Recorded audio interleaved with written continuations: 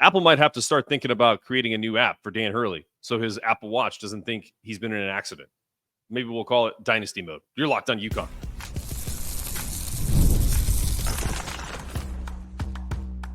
You are Locked On UConn, your daily podcast on the UConn Huskies, part of the Locked On Podcast Network, your team every day.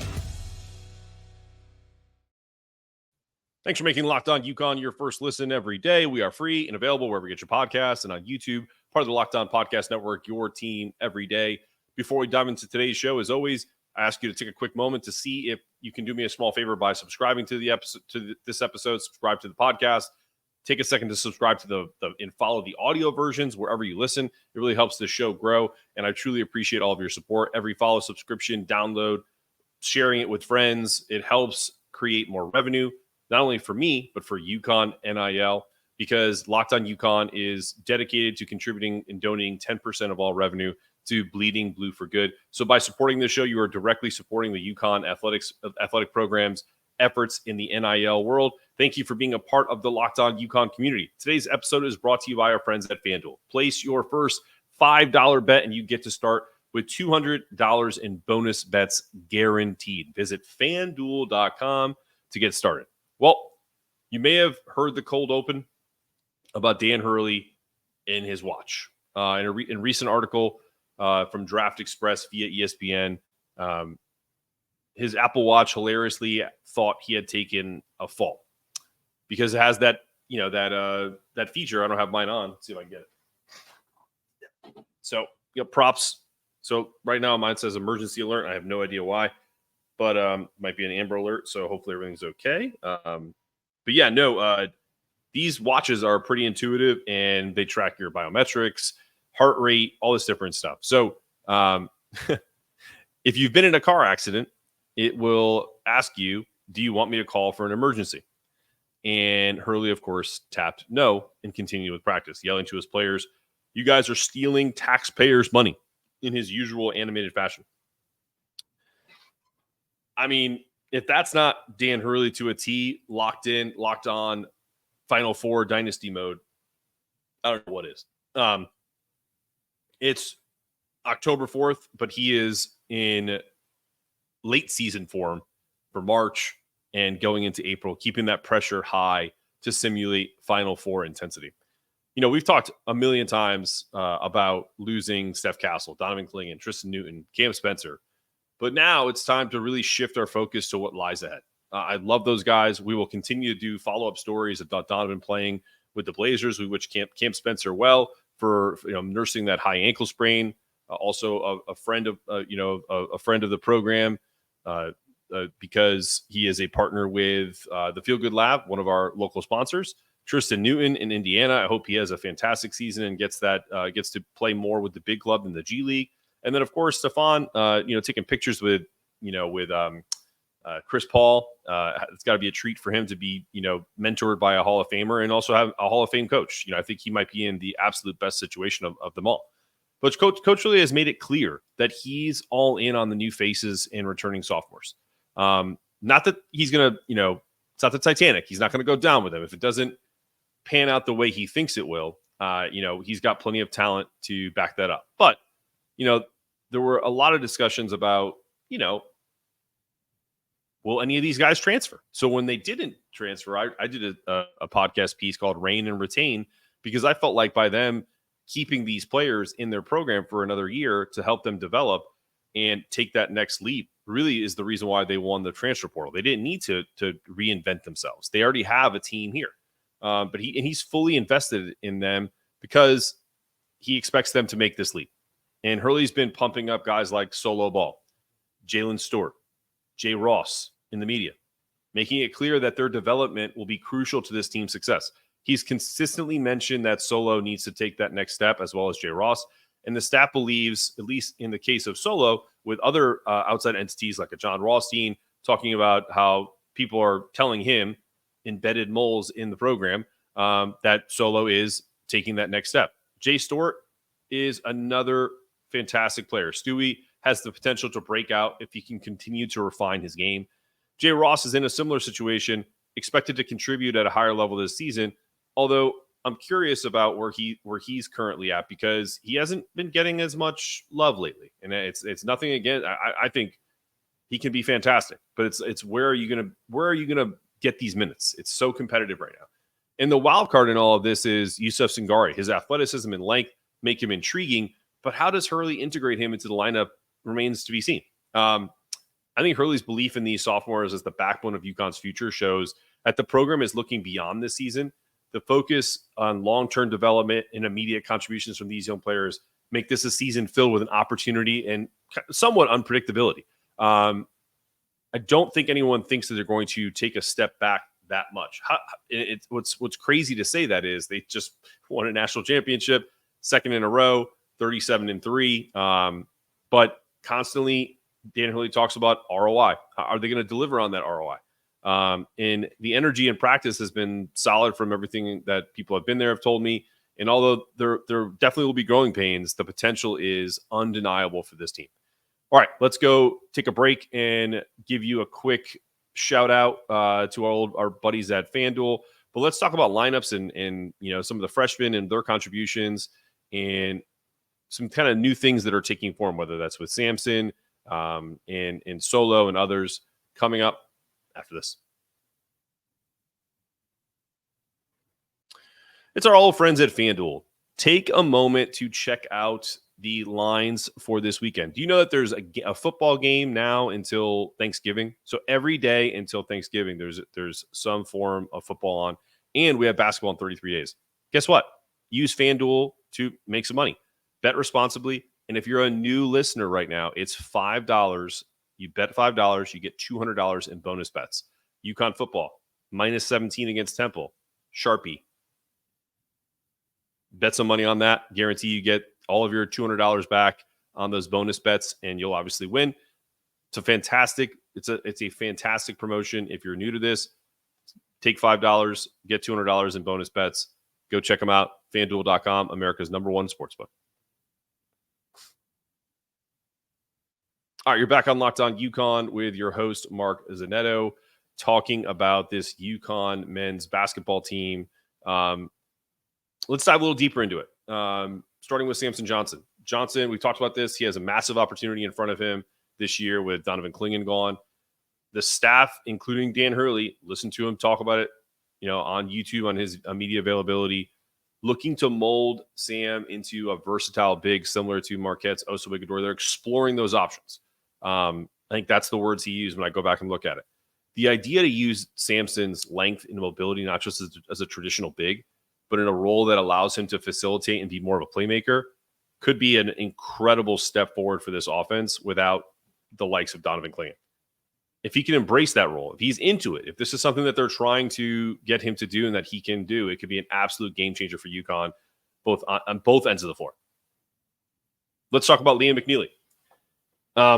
I'm torn up on whether or not he starts because he is, from all intents and purposes, probably the most polished player to come to UConn from a scoring perspective.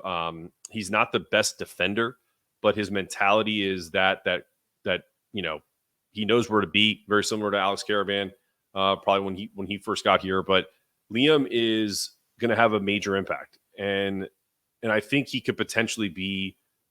I'm not going to put this expectation on him, but he might end up being their leading scorer. I think for us, I'm really not trying to put, a ton of expectation on Liam, other than I know he's coming in with pedigree, and he may not start, he may start, but I think his ability to make plays on both ends of the court really is going to earn him valuable minutes. He has an absolute natural feel for the game, and his defense will be especially crucial in the backcourt. Now, if he plays the two in a kind of a bigger lineup, let's say they go with Hassan Diarra, Liam, Jaylin Stewart, and Alex Caravan and Samson, and Solo's the first guy off the bench, or they go Solo and Jay Stu.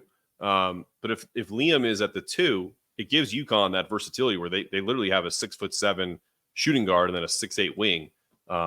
It would really establish them as the type of offense that Dan Hurley wants to use, because you have that big guard again now. You don't have to worry about anyone getting pushed around in that respect. Not that I believe Solo or Aiden is going to get pushed around, but no guards in the Big East or really around the country at 6'7" are going to be able to handle Liam McNeely at 6'7". They just won't. It's an automatic mismatch. Isaiah Abraham, I love him. He's a fantastic prospect, and he could have a role, albeit specialized. And I look at it from this perspective. I'm not comparing him, but it's a name that I know and I love from back in the day in the 89-90 team. I wonder if the staff envisions him in kind of a defensive specialist role, like Lyman DePriest. Abraham's length and athleticism make him the perfect candidate to defend the opposition's best wing player and really kind of create some havoc. His focus might be solely on defense this season, and that really could help him kind of create a niche for himself as his offensive game is starting to develop, especially in the Big East, and also kind of help the team in the role that, because you could utilize him where you don't really care if he gets into foul trouble, you could play him for a 10-minute stretch and he can be real physical and not really have to worry about whether or not he's going to leave the game with 4 or 5 fouls. So it's a thought, and I think that should and likely will be explored. And I'm really curious what they're going to do with Ahmad Noelle, because I think Ahmad is kind of an underrated prospect coming in. Everyone knows who he is. He's a really great kid. We've had him on the show. We've had his father on the show talking about the work ethic, the ability to play both on the ball and off the ball. I think that helps him to create more opportunities and avenues in playing time. But I also feel like his on-ball defense and his ability to kind of create the same havoc I was talking about with Isaiah, but from a shorter perspective, a guy who's like 6'1", like a mini Kemba Walker in that respect of that 09 Final Four team. I could see Ahmad kind of taking that same trajectory where, Kemba played pretty much all year, but it wasn't until the end of the year where he really kind of became like who we will eventually know as the greatest basketball player to ever play at UConn, Kemba Walker, arguably, right? And so he really wasn't the guy that you know today. Shout out Kemba, coaching for Charlotte. Hope he's having a great time with the Hornets. I'm fascinated by what Ahmad's going to give them. And I'm also fascinated because we talked about him in the last segment, what role Jayden Ross is going to have. Because I want him to play. I want to see what he can do. But is he going to be able to crack this lineup? The competition is robust. And I really hope for his sake and for the sake of his ability as a player that, he can get on the floor. And I think there's definitely a possibility. So not leaving that that's something that we're definitely going to keep our eye on as time goes on, as we get closer to game time. And speaking of that, let's go and give you an ad on that exact same app, Game Time. Hey there, it's Mark Zanetto, Husky fans. Let's go check this Game Time out, right? So Game Time is an app where you can find seats for tickets, concerts, games, comedy events, whatever. Type it in. Right now I have Temple at UConn at Rensselaer Field, 3:30 tomorrow. Let's scroll through some of these deals. Look, just like this, right? And right now, amazing deal. That you literally don't even have to search. Like if you want to search, like if you can see the stadium, you can probably see it right here. See the numbers. If you see the kind of where you want to be, like there's one. I'll just say this person is a little ambitious. There's literally one ridiculous price on here for $447. So go check that out. Don't buy that though. But yeah, I mean, listen, $100 front row.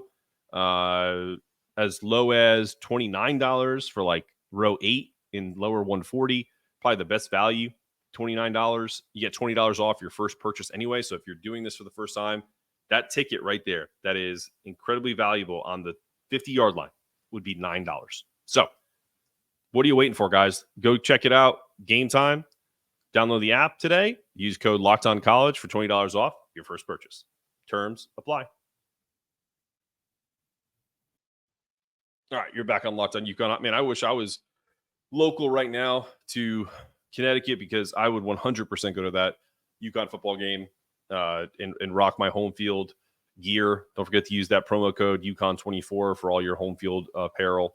Let's talk about the recruiting update. Here's what we know. Braylon Mullins still weighing his decision between UConn, Indiana, and North Carolina. But despite being listed, North Carolina is likely not in the running. I know it's on the list. I know Braylon likes it. I'm not disparaging Carolina or anybody there. I don't really look at Carolina as I know most UConn fans, and I get into some of these silly conversations on Twitter too, but we as a fan base, we tend to instigate everybody, and I really appreciate that from the respect of we're the king right now, and there's literally nothing anyone can say about it. Duke fans, Kentucky fans, Kansas fans, Purdue fans. Oh, poor Purdue fans. they've been taking it on the chin for what is it now? Since April, so 7 months, 6 months, 7 months, whatever it is. There was a comment about, he's like, I've never seen a fan base that's won back-to-back, go after teams that they already beat and stuff like that. And I was just like, bro, you just got to take your L and just walk away from that. But anyway, I digress. We'll do a segment one day on the socials and how, as Dan Hurley calls it, is just brutal and relentless.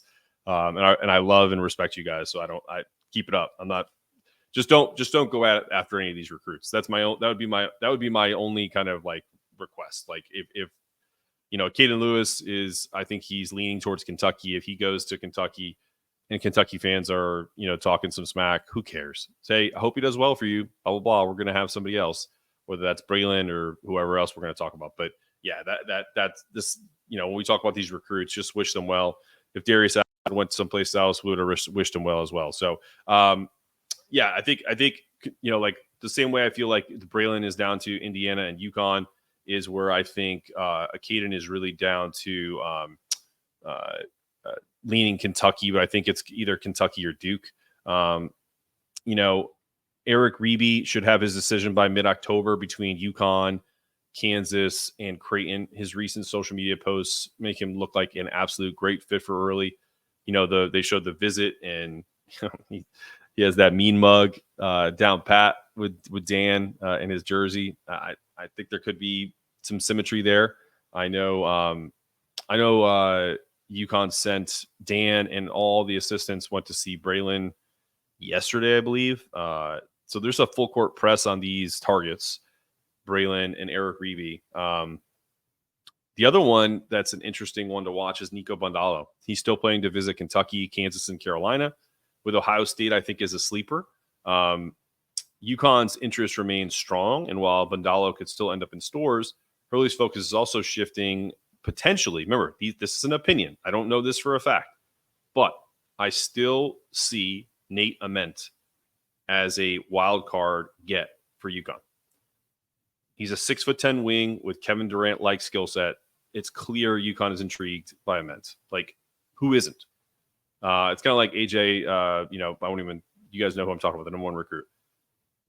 You always kick the tires on the best players. They did it with Cooper Flagg, whether they didn't get him, obviously. But I feel like Hurley is always cautious about turning the program into a one-and-done factory because that's just not what he's about. But he knows that some of these guys are good enough to play 1 year and go, like Steph Castle. But immense offensive game and smooth play make it really hard not to explore that option. And the other thing, too, is you have to think about, what this all means. There's still Malik Thomas, potentially out there. He visited UConn. He left. Fans were excited. Everyone predicted he was coming here, myself included. He's now scheduled to visit John Calipari in Arkansas this weekend. Will it get canceled last minute like all the other ones that he's had lately? Who knows? Either way, this recruiting class could fill some major holes left by potential outgoing players like Alex Caravan and Samson Johnson and Hassan Diarra. Now, there's some complexity to this because what I think about this is, and I'm not pulling something up, but I'm looking at some notes because this is incredibly important to this conversation. Dan is not going to try and bring in 6 players. I think a stretch would be UConn landing 4, in this case, banking that. And here's the thing. I guess this is what I'm going for, trying to say to you guys. If they do recruit 4 players and they have 4 signees, that means that they are expecting and feel really comfortable with the following happening. Jaylin Stewart having a phenomenal year that's going to elevate his draft stock into a first-round pick. He goes. Liam McNeely, same thing. Leads them in scoring, is incredibly polished on both ends of the floor, and leads them to a 3rd straight national championship. He goes. That's 2 guys gone. Solo Ball makes another huge leap, is a huge contribution to UConn winning a national championship, and also maybe is like their 2nd leading scorer. If all of that happens, that's 3 guys, underclassmen, plus who is going anyway. That's Alex, Samson, Haas. Then it goes Jaylin, Liam, Solo. So that means you got 6 players leaving. So if you lose those guys, that's where then you only have to go in the portal for 1 or 2 guys, because you're going to bring in 4 high quality recruits. So some kind of combination. So that's why I'm telling people not to kind of say, well, we're off Malik, or we're off Nate Ament, or Niko Bandalo is visiting 100 schools. We're never gonna. This is it's kind of like a never-ending cycle, guys. Like, you know what I mean? Like, recruiting is, you cast a wide net, you press to see if you can close. We've closed Darius. We'll figure out Braylon soon. We'll figure out Rebey soon. Then the rest will follow. If we get those 3 and UConn kind of backs off any of these kids, then that they feel good about that. And maybe they feel like, 2 of those 3 guys who I mentioned, of Jaylin, Liam, and Solo, are going to have big years where they go pro. But recruiting is never straightforward, and not every prospect will be a fit for UConn. So, like, let's say we get Rebey, but we don't get Braylon Mullins because Braylon wants to stay home in Indiana. Okay. Wish them well. I think everybody when you're on their final list, they clearly can envision themselves playing for you. But when it comes down to it, you have to have that honest question with yourself. We just had a conversation about Dan Hurley and his tactics and his, coaching style. Can you handle that even for a year? If you feel like you're a one and done, can you handle that for 2 years, like some of these players, and 3, like Alex Caravan, Samson 3 or 4? That's an honest question that you have to ask internally. Go home with your parents, the people you trust, and you watch some of these videos and you say, can I really deal with Dan Hurley screaming at me I'm wasting taxpayer money? I know I could, because that's how I grew up. That's how I grew up, with that type of intensity. And but not everyone's made that way, and that's fine. I have no issue with it. So it'll be interesting to see. So to recap, really interesting to see where things go with Samson, with Liam, with Jaylin, Ross, the point guard position with Haas and Ahmad, and how they mix in Aiden on the ball and off the ball. I'm really interested to see how talented this team is. And I'm also interested to see how they play defensively differently than they played last year, because they played well when Samson was in, but they didn't have an elite defense because they didn't have Donovan Clingan in there. So who's going to kind of step up, or are they going to play like a different style where they're not quite as aggressive, knowing that you don't have that big shot blocking presence? Is Terrace Reed going to be kind of more of a shot blocker? I know he can. I know he's capable, but how do they develop him? It's all going to be very fascinating as time goes on. We're close to only being a month away from live action. Really appreciate you guys tuning in. Make sure you subscribe, follow the podcast, check out the women's show as well. And we'll just keep pumping out content for you because we love it and we're here for it. All right, this has been another episode of Locked On UConn. I'm your host, Mark Zanetto, asking you to stay locked in, stay connected, make sure that toughness meter is always rising. And as always, go Huskies. Peace. Have a good weekend. UConn beats Temple by about 40 this weekend.